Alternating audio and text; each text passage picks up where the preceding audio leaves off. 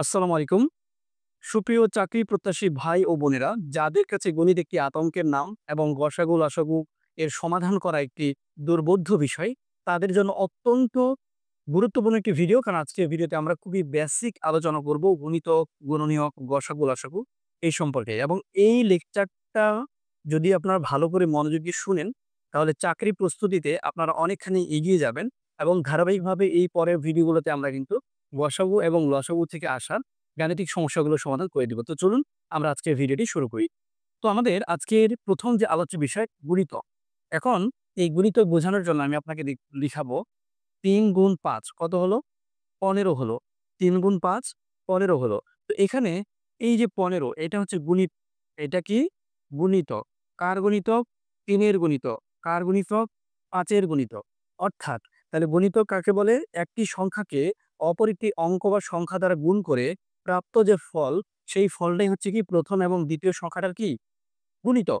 তাহলে একই রকমভাবে ৪ গুণ ৫ = ২০। তাহলে ২০ হচ্ছে গুণিতক। কার গুণিতক? ৪ এর গুণিতক। কার গুণিতক? ৫ এর গুণিতক। তাহলে আমরা যদি ২ টা সংখ্যা গুণ করি যে ফলটা আসবে, এটাকে বলা হবে গুণিতক। প্রথম ২ সংখ্যার গুণিতক। তাহলে আমরা যদি একটু ভালোভাবে বলি যে একটি সংখ্যাকে অপর একটি সংখ্যা দ্বারা গুণ করলে প্রাপ্ত যে গুণফল, সেই গুণফলটাই হচ্ছে প্রথম এবং দ্বিতীয় সংখ্যার গুণিতক। তো আমার মনে হয় বিষয়টা কিন্তু ক্লিয়ার হয়ে গেছে। এখন আমাদের যদি এখন বলে যে ২ এর গুণিতক লেখান তো, তাহলে ২ এর গুণিতক কি হবে?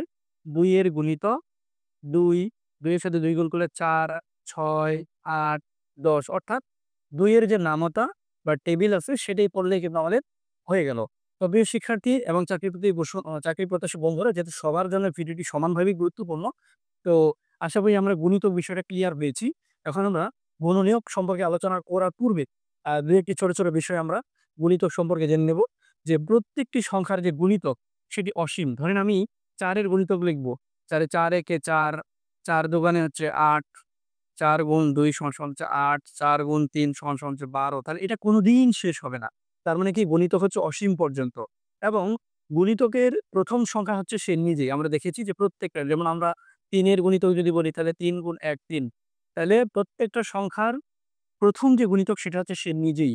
আচ্ছা, এবং যে সংখ্যার গুণিতক সেই সংখ্যা দ্বারা আমাদেরকে কি করতে হয়? গুণ করতে হয়। গুণিতক জিনিসটা আমরা কি দেখলাম? বারবার, বারবার গুণ করে পাওয়া সংখ্যাটাই হচ্ছে গুণিতক। এবং ধরেন ৩ এর গুণিতক ৩ ৪ এ কত? ১২। তাহলে অবশ্যই এই ৩ দ্বারা ১২ কে ভাগ যাবে, এই ৪ দ্বারা ১২ কে ভাগ যাবে। অর্থাৎ যেই সংখ্যাগুলার গণিতক অথবা যেই সংখ্যার গণিতক সেই সংখ্যা দ্বারা অবশ্যই কি? সেই গুণিতককে ভাগ যাবে। যেমন এই সংখ্যার গণিতক ১২, তার মানে ৩ দিয়ে ১২ কে ভাগ যাবে। তো মোটামুটি এই গুণিতক সম্পর্কে সংক্ষেপে বেসিক কথা হচ্ছে এতটুকুই। তো আশা করছি যে আপনারা এই বিষয়টা ভালো করে বুঝতে পেরেছেন। তো এখন আমরা গুণনীয়ক সম্পর্কে আলোচনা করব ইনশাআল্লাহ। তো চলেন আমরা গণিতক নিয়ে আলোচনা করি। গুণনীয়ক গসাগু করার জন্য অত্যন্ত গুরুত্বপূর্ণ। কারণ আমরা গণিতক সম্পর্কে জানবো। তার আগে একটু আপনাদেরকে আমি ছোট, ছোট ভাগ শিখাবো। তো ১ দিয়ে ১২ কে ভাগ করলে কত হয়? ১২ একে ১২ হচ্ছে ০। আবার ১২ কে যদি আমি ২ দিয়ে ভাগ দিই ৬ দোকানে ১২। আচ্ছা, ১২ কে যদি আমি ৩ দিয়ে ভাগ দেই ৩ ৪ এ ১২। আচ্ছা, ১২ কে যদি আমি ৪ দিয়ে ভাগ দিই ৩ ৪ এ ১২। আচ্ছা, ১২ কে যদি আমি ৬ দিয়ে ভাগ দিই ৬ দোকানে ১২। আচ্ছা, ১২ কে যদি আমি ১২ দিয়ে ভাগ দিই ১২ একে ১২। আচ্ছা, ভাবছেন এতগুলো ভাগ কেন করলাম? আসলে এটা হচ্ছে একটা বোঝানোর কৌশল। আমার কাছে মনে হয় যে এইভাবে আমি বিষয়টা ভালোভাবে ব্যাখ্যা করতে পারবো। তাহলে আপনি যদি একটু লক্ষ্য করেন যে আমরা প্রত্যেকটা জায়গাতে আমাদের ভাজক হচ্ছে ১২, কিন্তু আমরা ভাজ্যগুলো পরিবর্তন হয়েছে। আমাদের ভাজ্য হচ্ছে ১২ সব জায়গায় এবং ভাজকগুলো আমাদের পরিবর্তন হয়েছে। এটা একটা ভাজক, একটা ভাজক, ভাজক, ভাজক, ভাজ, ভাজ। তাহলে আমরা ১২ এর কয়টা ভাজক পেলাম? ১ টা, ২ টা, ৩ টা, ৪ টা, ৫ টা, ৬ টা। এই ৬ টা সংখ্যা দিয়ে ১২ কে ভাগ করা গেল। আর গণিত এখান থেকে আমি বুঝিয়ে ফেলতে চাই যে যদি কোনো একটা সংখ্যাকে অপর সংখ্যা দ্বারা ভাগ করে ভাগশেষটা ০ হয়, তাহলে সেই সংখ্যাটা হচ্ছে আমাদের ভাজ্য সংখ্যাটার কি? গুণনীয়ক। তাহলে এখানে ১২ কে কি দিয়ে ভাগ গেছে? ১ দিয়ে গেছে, ২ দিয়ে গেছে, ৩ দিয়ে গেছে, ৪ দিয়ে গেছে, ৬ দিয়ে গেছে, ১২ দিয়ে গেছে। তাহলে এই সংখ্যাগুলো দিয়ে কি ১২ কে ভাগ গেছে এবং ভাগ করার পরে ভাগশেষটা ০ হয়েছে। তাহলে আমরা বলতে পারি যে এই ১, ২, ৩, ৪, ৬, ১২ এরা হচ্ছে কি? এরা হচ্ছে গুণনীয় কার? এরা হচ্ছে ১২ এর গুণনীয়। ১২ এর গুণনীয়। আচ্ছা, তাহলে ১২ এর গুণনীয় কি পেলাম আমরা? ১, ২, ৩, ৪, ৬, ১২। তাহলে সহজভাবে যদি বলি যে একটি সংখ্যা অপর যে সংখ্যা দ্বারা নিঃশেষে বিভাজ্য।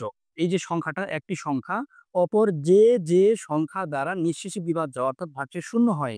তো সেই সংখ্যাগুলোই হচ্ছে কি সংখ্যাটির গুণনীয়। তাহলে আমার মনে হয় বিষয়টা ক্লিয়ার।